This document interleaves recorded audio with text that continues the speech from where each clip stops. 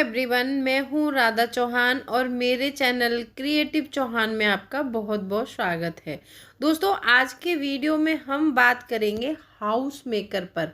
बहुत सारी महिलाएं ऐसी हैं कि अपने आप को हाउस वाइफ बोलती हैं।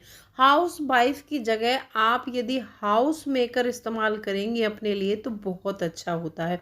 कई बार हमने एक कहावत सुनी है कि हर सक्सेस मैन के पीछे एक वुमेन का हाथ होता है, और ये बात बिल्कुल सही है। क्योंकि आपने देखा होगा कि बहुत बार हम कहानियां सुनते हैं कि एक हाउस वाइफ ने जो है अपने सेविंग से अपने पति का इलाज करवाया, या फिर अपने हाउस वाइफ ने ऐसे मतलब उसके समय में इमरजेंसी के समय में अपना मतलब जो सेविंग था उससे काम चलाया। बहुत सारी सिचुएशन में कभी कभी हमने देखा है कि एक हाउस मेकर अपने घर को बहुत अच्छे से हैंडल करती है और बहुत अच्छे से पैसा बचाना इनको आता है। ये कह सकते हैं कि हाउस वाइफ जो होती हैं अपने घर की बैकबोन होती हैं, और ये बात बिल्कुल सही है। तो आज की वीडियो हाउस मेकर जो हैं उनके लिए बहुत फायदेमंद साबित हो सकती है। और आज की वीडियो में 5 सेविंग टिप्स बताऊंगी जो कि हर महिला को जाननी चाहिए और हाउस मेकर के लिए बहुत ज़रूरी है ये टिप्स। ये 5 टिप्स जो बताने वाली हूँ सुनने में बहुत मतलब छोटे लगते होंगे ये तरीके, लेकिन अगर आप इसका इम्प्लीमेंट करेंगे तो ये बहुत इफ़ेक्टिव तरीके हैं महिलाओं के लिए पैसे बचाने के। तो वीडियो बहुत इंटरेस्टिंग है, वीडियो के एंड तक ज़रूर बने रहिएगा। और अभी तक आपने अपने इस क्रिएटिव चौहान चैनल को सब्सक्राइब नहीं किया है तो आपसे एक रिक्वेस्ट है, प्लीज़ सब्सक्राइब ज़रूर करिए और बेल आइकन को भी ज़रूर प्रेस कर दीजिएगा ताकि ऐसी ही इंटरेस्टिंग वीडियो की नोटिफिकेशन सबसे पहले आपको मिले। और दोस्तों, वीडियो पसंद आए तो एक लाइक करके वीडियो को शेयर ज़रूर कर दीजिएगा।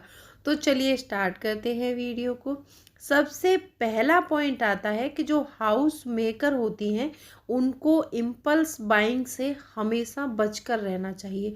अब ये इम्पल्स बाइंग क्या होती है? इम्पल्स बाइंग वो चीज़ होती है, यहाँ पर आपको शायद ये चीज़ें सुनने में बुरी लग सकती हैं। आपको लग सकता है कि ये क्या कह रही हैं। अब मैं जो भी शॉपिंग करती हूँ अपने बच्चों के लिए करती हूँ, अपने हस्बैंड के लिए करती हूँ, अपने परिवार के लिए करती हूँ, या फिर अपने घर के लिए करती हूँ, इसमें मेरी कैसी फिजूल खर्ची? इसमें फिजूल खर्ची वो होती है कि इम्पल्स बाइंग जो होती है ना, वो तुरंत कोई चीज़ हमें पसंद आ जाती है और हम उसको तुरंत खरीद लेते हैं। यहाँ पर हमें 1 मिनट रुकना चाहिए। जब हम 1-2 मिनट रुक कर सोचते हैं कि हमें ये चीज़ की ज़रूरत है या फिर हमारी सिर्फ चाहत है। अगर हमारी ज़रूरत है तो हमारा काम नहीं चलेगा, और हमारी चाहत होगी तो हमारा काम भी चलता रहेगा और उस चीज़ को हम परचेस भी नहीं करेंगे। तो हम क्या करते हैं कि तुरंत खरीदना, इसको इम्पल्स बाइंग कहते हैं।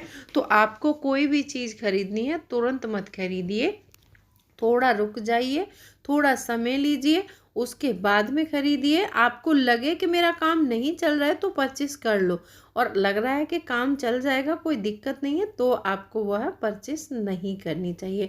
तो महिलाओं को ज़्यादा से ज़्यादा इम्पल्स बाइंग से बचकर रहना चाहिए, क्योंकि इम्पल्स बाइंग से हमारा बहुत सारा पैसा वेस्ट हो जाता है। और जब हम पैसा वेस्ट कर देते हैं उसके फिर थोड़े दिनों के बाद लगता है कि ये चीज़ शायद हमें नहीं खरीदनी चाहिए थी, फिर भी हमने खरीद लिए, चलो काम चलाएंगे या फिर कुछ भी कर लेंगे, ऐसा सोच के उस चीज़ की वैल्यू ज़्यादा नहीं रहती है। तो इसीलिए हर हाउस मेकर को इम्पल्स बाइंग से बचना चाहिए। दूसरा पॉइंट आता है कि जो भी हाउस वाइफ हैं, जो हाउस मेकर हैं अपने घर में, उनको एक बजट के हिसाब से चलना चाहिए। अब वो बोलेंगे कि हम तो बजट के हिसाब से चलते हैं, हम तो कोई ऐसा वो करते नहीं है खर्चा जिसमें हमारा बिना बजट के कोई खर्च हो। बजट बनाने से मेरा मतलब है ऐसा बजट नहीं बनाना है कि सिर्फ आप ही बजट से चल रही हैं। आपको वो बजट अपने हस्बैंड के साथ मिलकर बनाना है, क्योंकि वहाँ पर आपको अपनी सारी कमाई भी देखनी है और सारा खर्चा भी देखना है। कुछ घरों में मैंने देखा है कि वो क्या करते हैं कि सिर्फ हाउस वाइफ अपने बजट से चल रही है, अपने किचन का बजट बना लिया, अपना जो सामान है उसका बजट बना लिया। लेकिन बाहर हस्बैंड क्या कर रहे हैं, हमारे पैसे कहाँ से आ रहे हैं, कहाँ निवेश हो रहे हैं, कहाँ क्या हो रहा है, उस चीज़ पर कोई ध्यान नहीं देती हैं। तो आपको ना अपने घर का फाइनेंस मिनिस्टर बनना है। ऐसा नहीं है कि बस आपने बजट बना रखा है अपने किचन का और किचन को चलाए जा रहे हैं। आप तो अपनी तरफ से पूरी कोशिश कर रहे हैं। हो सकता है आपके हस्बैंड कहीं ऐसे पैसे डाल रहे हो कि जहाँ आगे जाके उस पैसे का फ़ायदा ना मिले आपको। तो ऐसे में आपको अपने हस्बैंड की सारी कमाई भी जाननी चाहिए और सारे खर्चे उनके भी पता होने चाहिए आपको कि इनके क्या क्या खर्चे हैं और कितना ये खर्च करते हैं मंथ में, और मेरे क्या खर्चे हैं, मैं कितना कहाँ कितना खर्च कर रही हूँ, ये सारी चीज़ें भी आपको नोट डाउन करनी है। और अपना एक बजट फाइनेंशियल जो प्लानिंग होती है ना, वो मिलकर हस्बैंड वाइफ को करनी है। ये काम आप ज़रूर करिएगा। तीसरा पॉइंट आता है कि अपने घर में जो पैसे आते हैं ना, उनका डाइवर्सिफिकेशन ज़रूर करिए। अब होता क्या है कि आपको पैसे दे दिए बचाने, मतलब घर चलाने के लिए आपको पैसे मिलते हैं, उसमें से आपने मान लो आपको हर महीने में 15-20 जिसका जैसा खर्चा है उतना पैसा मिला, उसमें से आपने 2,000 रुपये बचा लिए। अब आपने वो 2,000 रुपये क्या किया कि सेविंग अकाउंट में डाल दिए। अब सेविंग अकाउंट में तो आपको कुछ ज़्यादा ब्याज मिलने वाला है नहीं, तो आप क्या कर सकती हैं कि उस पैसे से डाइवर्सिफिकेशन करके उस पैसे को निवेश करना सीखिए।